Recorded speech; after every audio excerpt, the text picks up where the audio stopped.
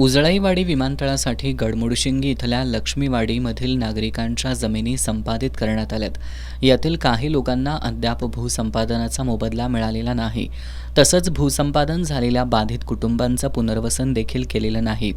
त्यांना योग्य तो मोबदला देऊन लवकरात लवकर बाधित कुटुंबांचं पुनर्वसन करावं या मागणीसाठी अनेक वेळा निवेदनं देऊन बैठका देखील झाल्या, पण त्यानंतर काहीच झालं नाही.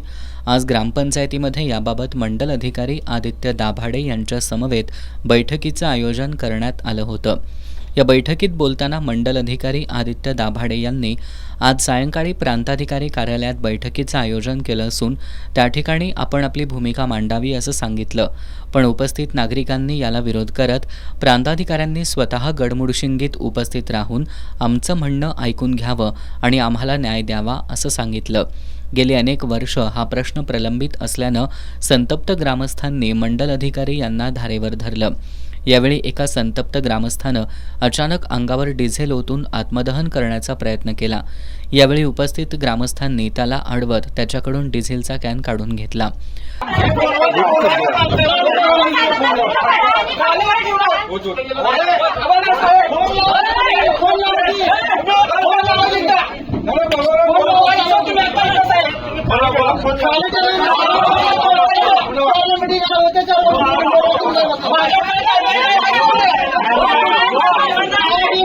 ही माहिती मिळताच गांधीनगर पोलीस ठाण्याचे पोलीस निरीक्षक सागर वाघ आणि पोलीस उपनिरीक्षक सुजितकुमार क्षीरसागर यांनी घटनास्थळी भेट दिली.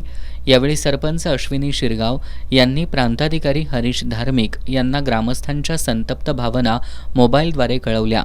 यानंतर नायब तहसीलदार ऋतुराज निकम यांनी गडमुडशिंगीमध्ये भेट देऊन नागरिकांची समजूत काढली आणि त्यांना सायंकाळी 4 वाजता उपविभागीय अधिकारी हरीश धार्मिक यांच्यासोबत बैठक घेऊन आपल्या मागण्यांची पूर्तता करण्याचं आश्वासन दिलं. यानंतर संतप्त ग्रामस्थ शांत झाले. यावेळी ग्राम महसूल अधिकारी अनिकेत गुरव, सागर पाटील, ग्रामविकास अधिकारी आर चौगुले, सरपंच अश्विनी शिरगावे, उबाठा पक्षाचे उपजिल्हा प्रमुख पोपट दांगट, काँग्रेस गटनेते रावसाहेब पाटील, संजय पाटील, जितेंद्र यशवंत, ग्रामपंचायत सदस्य संजय सोनुले, शिवाजी सोनुले, लक्ष्मीवाडी गडमुडशिंगी ग्रामस्थ मोठ्या संख्येनं उपस्थित होते. जर आपल्या मागण्यांची पूर्तता झाली नाही तर यापुढे होणारं आंदोलन हे तीव्र स्वरूपाचं असेल असा इशारा यावेळी ग्रामस्थांनी दिला. हे लक्ष्मीवाडीतील विलास सोनुले. तर आता जो आम्ही इथं ग्रामपंचायतमध्ये जे आम्ही काय मीटिंग बोलवली होती सर्व पैसे पक्ष बोलले ते आता आमच्या समाजावर अन्याय व्हायला लागले. शासन अन्याय करणारे बोलले. या बैठकीत आमच्या एक महत्त्वाच्या मागण्या होत्या की पहिलं आमचं पुनर्वसन करणे. दुसरा मुद्दा असा आहे की आम्हाला न विश्वासात घेता की 7/12 नावं जी उडवली ती नावं न उडवता आमचा जो मोबदला आहे 5,92,000 रुपये पूर्वी ठरलेला आहे त्याप्रमाणे तो आम्हाला मोबदला मिळाला पाहिजे. 1,92,000 मी शासन देतो म्हणते ते आम्हाला मान्य नसून 5,92,000 रुपये दर मिळाला पाहिजे. दुसरी गोष्ट प्रत्येक घटकाला आमच्या 46 लोक आहेत 46 लोकांचं पुनर्वसन झालं पाहिजे. आणि आतापर्यंत 3 वर्ष झालं बऱ्याच मिटिंगा झाल्या बऱ्याच बैठका झाल्या त्यातनं काही निष्पन्न झाल्या नाही.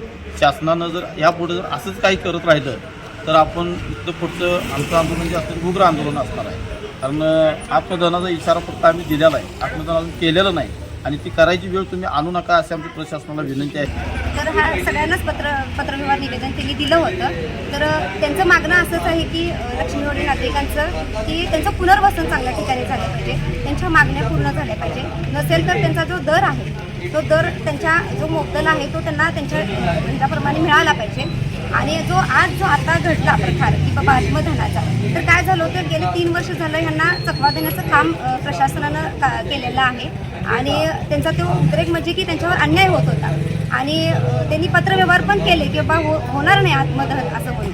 तर काही अनुसूचित नागरिक होते त्यांचं ते संघर्ष त्यांचा एवढा झाला होता की त्यांना न्याय मिळणं गरजेचं होतं. म्हणून काही नागरिकांनी तिथे आत्मदहनाचा इशारा केला. तर आम्ही सर्व पदाधिकारी तिथे असताना तो आंदोलन आम्ही थांबवला. तर इथून पुढे सुद्धा आमच्या गडमुडशिंगीमध्ये असा प्रकार घडलेला नाही आणि इथून पुढे सुद्धा घडू नये. तर प्रशासनाला माझी एकच विनंती आहे की जो काही लक्ष्मीवाडीचा गेले अनेक 3 वर्षाला प्रलंबित प्रश्न आहेत त्यांच्या ज्या मागण्या आहेत ते तिने पूर्ण कराव्या. बाबा अधिकाऱ्यांना अथॉरिटी आहे त्यांनी सांगड घालावी, त्यांच्या सगळ्या हातामध्ये आहे. आणि जे त्यांचं पुनर्वसन आहे ते त्यांचं पुनर्वसन करावं. त्यांची जी मागणी आहे मोबदला आहे ते तिने पूर्ण करावा ही मला प्रशासनाला कळकळीची विनंती आहे.